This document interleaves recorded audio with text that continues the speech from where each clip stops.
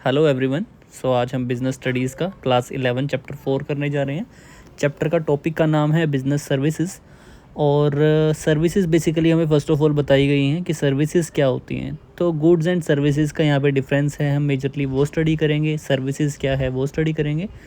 तो सर्विसेज हैं हम कुछ ऐसी सर्विसेज जो हम कहीं से भी जो है वो लेते हैं, जैसे कि इसका कोई फिज़िकल एग्जिस्टेंस नहीं होता, जो कि टेंजिबल नहीं होती। जैसे हमने कोई मूवी जो है वो जाके देखी, तो अगर हम सिनेमा हॉल में मूवी जाके देख के आए, ठीक है, तो वो एक सर्विस मानी जाएगी। लेकिन अगर हम कोई सीडी या डीवीडी कोई लेके आते हैं किसी मूवी की और उसे घर पे आके देखते हैं, तो वो जो गुड्स हम लेके आए, जो एक टेंजिबल चीज़ हम लेके आए, सीडी या डीवीडी लेके आए हैं, तो उसको हम बोलते हैं गुड्स। और जिसको हम टेंजिबल टच उसको नहीं कर सकते, तो वो वाली हमारी चीज़ आ जाती है सर्विसेज। ठीक है, तो सर्विसेज की कोई भी आपकी फ़िज़िकल जो एग्जिस्टेंस नहीं होती। और सर्विसेज जो है वो कम्प्लीटली डिफरेंट होती है गुड्स से। गुड्स जो होते हैं उनका एक स्पेसिफिक टेस्ट होएगा, लेकिन गुड्स का जो है स्पेसिफिक टेस्ट होएगा, बट सर्विसेज के अंदर वो चीज़ नहीं होगी। सर्विसेज में कम्प्लीटली डिपेंड करती है वो at the time of service, कि उस टाइम पे जो सर्विस प्रोवाइडर है और सर्विस जो टेकर है, गिवर और टेकर का जो उस टाइम पे उनके मेंटल कंडीशन होगी उसके हिसाब से, और जो भी सिचुएशन रहेगी उसके हिसाब से ही आपकी सर्विस जो है वो रहती है। तो इस चैप्टर के अंदर हमें तीनों बताए गए हैं कि बिज़नेस सर्विसेज भी होती हैं, पर्सनल सर्विसेज भी होती हैं, बट हमारा मेन फोकस जो है वो रहेगा बिज़नेस सर्विसेज के ऊपर। तो सर्विसेज जो हेल्प करते हैं हमारी बिज़नेस के अंदर, लाइक फर्स्ट इज़ बैंकिंग।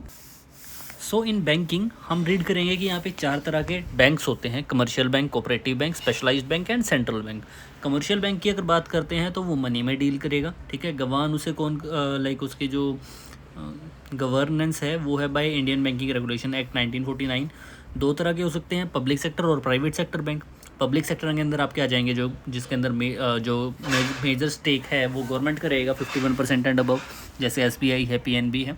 और प्राइवेट सेक्टर अगर मैं बैंक की बात करूँ तो उसके अंदर प्राइवेट जो है वो प्रमोटर्स के थ्रू होएगा, जैसे एचडीएफसी बैंक हो गया, आईसीआईसीआई है। नेक्स्ट हम बात करते हैं कोऑपरेटिव बैंक्स की। तो कोऑपरेटिव बैंक जो है ये स्टेट कोऑपरेटिव सोसाइटी एक्ट जो है उसके थ्रू गवर्न होते हैं।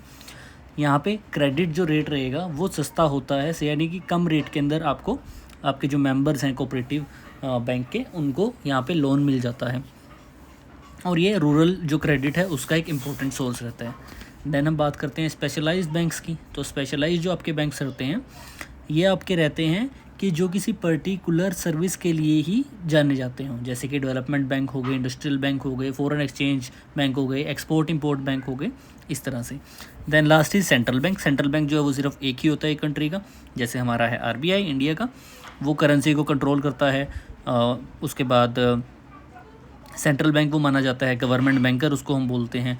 बैंक ऑफ बैंक्स जो है वो सेंट्रल बैंक को जो है वो कहा जाता है, ठीक है। तो कमर्शियल जो बैंक्स हैं उनका मेन काम क्या है? डिपॉजिट लेना, फंड्स लैंड करना, ठीक है, यानी कि बोरो मतलब एक तो ये कि हम जो जिस भी इंडिविजुअल के पास एक्स्ट्रा कोई मनी है वो वहाँ पे जाके अपना डिपॉजिट कर सकता है। दूसरा, अगर किसी को ज़रूरत है तो वहाँ से वो वापस हम ले भी सकते हैं वो पैसा as a in form of loan. Check की फैसिलिटी प्रोवाइड करता है, रेमिटेंस ऑफ फंड होता है, और अलाइड सर्विसेज। अलाइड सर्विसेज के अंदर अब काफ़ी सारे ऑप्शंस आ जाते हैं, ठीक है, जैसे लॉकर फैसिलिटी दे दी। तो ये सब हमारे कमर्शियल बैंक का काम रहता है। अगर हम बात करें आगे ई बैंकिंग की, तो कोई भी सर्विस जो हम मोबाइल से या घर बैठे कर सकते हैं थ्रू इंटरनेट, कोई भी ऐसी बैंकिंग सर्विस, उसको हम ई बैंकिंग के अंदर कंसिडर करते हैं। Next thing is insurance. तो इंश्योरेंस जो है वो रिस्क मैनेजमेंट के लिए एक सेफ गार्ड का काम करता है, ठीक है। तो जो भी पॉसिबल फाइनेंशियल लॉस होता है कि जिसका होने के कोई चांसेस होते हैं, उसके लिए हम इंश्योरेंस ले लेते हैं, सो दैट उसका हम एक प्रीमियम पे करते हैं, ताकि अगर इंश्योरेंस से बेनिफिट ये होगा कि अगर कोई ऐसा लॉस होता है तो हमारा वो लॉस जो है वो कवर हो जाएगा, ठीक है। इस चैप्टर के अंदर मेन जो है एक तो टाइप ऑफ इंश्योरेंस मेन है, और दूसरा है प्रिंसिपल ऑफ इंश्योरेंस। तो प्रिंसिपल ऑफ इंश्योरेंस की हम बात कर लेते हैं सबसे पहले। First is utmost good faith, यानी कि सब सच बताकर पूरी सच्चाई के साथ इंश्योरर को भी और इंश्योर्ड को भी, दोनों को पूरी सच्चाई के साथ जो है वो अपना इंश्योरेंस एग्रीमेंट जो है वो बनाना चाहिए। सेकंड इज़ इंश्योरेबल इंटरेस्ट, मतलब अपने ही चीज़ का इंश्योरेंस होगा, या जिस चीज़ में हमारा इंटरेस्ट है उसी चीज़ का आप इंश्योरेंस करा सकते हो। थर्ड इज़ इंडेमनिटी, कि जितना लॉस होगा उतनी ही पेमेंट होगी, उससे ज़्यादा की पेमेंट नहीं हो सकती। अगर 10 लाख का लॉस हुआ है पूरे स्टॉक्स में से, मान लीजिए आपके पास 20 लाख का स्टॉक पड़ा हुआ था, 10 लाख का आपका नुकसान हो गया, तो 10 लाख का ही मिल पाएगा, आप पूरे 20 लाख के ऊपर क्लेम नहीं कर सकते। नेक्स्ट इज़ प्रोक्सीमेट कोज, कि एक्चुअल जो रीज़न था उसका जो एक्चुअल रीज़न था बेसिकली लॉस का वो माना जाएगा। ठीक है, अगर मान लीजिए घर के अंदर जो है वो आपने फायर इंश्योरेंस जो है वो एक करवाया हुआ है घर का, तो घर के अंदर आग भी लग गई। ठीक है, घर के अंदर आग लग गई, लेकिन उस आग के टाइम पे हफड़ा दफड़ी हुई तो कोई पड़ोसी ने आके आपका आधा सोना जो था वो चुरा के ले गए। तो जो सोना जो चुराया गया है वो उसके अंदर कवर नहीं होगा, केवल आपका जो आग लगने से नुकसान हुआ है वही चीज़ जो है वो कवर हो पाएगी। Next is subrogation. सबरोगेशन के अंदर ये होगा कि जो थर्ड पार्टी वाली जो इसके अंदर बेसिकली इंश्योरेंस है वो कवर हो जाती है। कंट्रीब्यूशन। कंट्रीब्यूशन के अंदर यानी कि अगर आपने एक से ज़्यादा पॉलिसीज़ ली हुई हैं तो सभी का मिलाकर आप जितना आपको लॉस हुआ है सिर्फ उतना ही जो है वो पॉलिसी क्लेम कर सकते हैं। मिटिगेशन। मिटिगेशन होता है कि जिसके अंदर आप जिस टाइम पे को वो इंसिडेंट हुआ है उस टाइम पे आपने उसको लॉस को कम करने का ट्राई किया या नहीं किया। अगर आपने ऐसा ट्राई नहीं किया तो आपका इंश्योरेंस क्लेम जो है वो कैंसिल हो सकता है।